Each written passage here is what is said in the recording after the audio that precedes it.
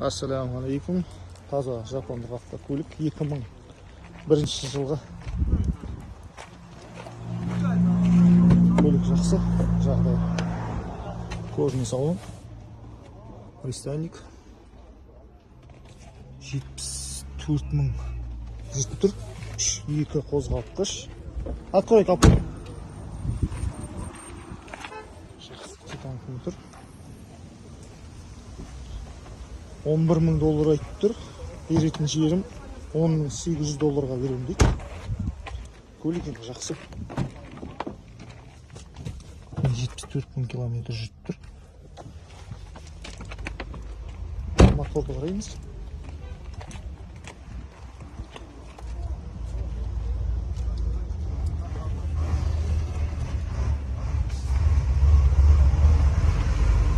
Таза жапондық.